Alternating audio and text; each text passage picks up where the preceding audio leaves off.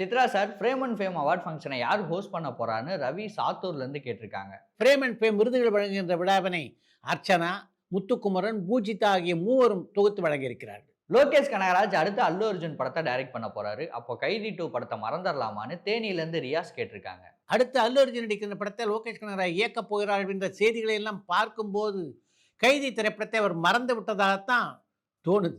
ஹீரோவா நடிக்கிற அதர்வா பராசக்தி படத்துல ஹீரோவுக்கு தம்பியா நடிச்சிருக்காரு. இந்த படத்துக்கு அவர் அதிகமா சம்பளம் வாங்கியிருப்பாரா, கம்மியா சம்பளம் வாங்கியிருப்பாரான்னு முத்து வெற்றி நகர்ல இருந்து கேட்டிருக்காங்க. பல படங்களிலே கதாநாயகனாக நடித்துக் கொண்டிருக்கின்ற அதர்வா சிவகார்த்திகனுடைய தம்பியாக பராசக்தி படத்தில் நடிக்க எப்படி ஒத்துக்கிட்டார் அப்படின்னு நீங்கள் கேள்வி கேட்டிருந்தா கூட அதில் ஒரு நியாயம் இருக்குது. அப்படி கதாநாயகனுடைய தம்பியாக நடிப்பதற்கு அவர் என்ன சம்பளம் வாங்கியிருப்பார் அப்படின்ற உங்களுடைய கேள்வியை நான் ரசிக்கவில்லை அப்படின்றது தான் உண்மை. முன்னாடி இருந்த சினிமாவுக்கும் இப்ப இருக்க சினிமாவுக்கும் இருக்க மாற்றத்தை பிஆர்ஓக்களால தான் தெளிவா சொல்ல முடியும். அவங்கள கூப்பிட்டு ஒரு ரவுண்ட் டேபிள் இன்டர்வியூ கண்டக்ட் பண்ண முடியுமான்னு தமிழன் புதுச்சேரியில இருந்து கேட்டிருக்காங்க.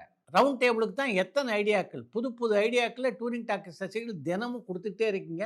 அதெல்லாம் பதிவு செய்து வைத்திருக்கேன். எதையெல்லாம் செய்ய முடியுமோ அதை இந்த விழா நிகழ்ச்சிக்கு பின்னாலே செய்ய முயற்சி பண்ணுறேன். இந்த பொங்கலுக்கு நிறைய படத்தோட ரைட்ஸை நெட்ஃபிளிக்ஸ் வாங்கியிருக்காங்க. இதற்கு என்ன காரணமா இருக்குன்னு பரமன் வேலூர்ல இருந்து கேட்டிருக்காங்க. நெட்ஃப்ளிக்ஸ் நிறுவனத்துடைய பணி என்னன்னு நினைக்கிறீங்க? இது போன்ற படங்களை எல்லாம் வாங்கி வெளியிடுவது தானே. அப்படி இருக்க தொடர்ந்து அவங்க படங்களை வாங்கத்தானே செய்வாங்க. வாவாதியார் படம் சரியா போகாததற்கு என்ன காரணமா இருக்கும்னு நீங்க நினைக்கிறீங்கன்னு கண்ணன் திருநெல்வேலியில இருந்து கேட்டிருக்காங்க.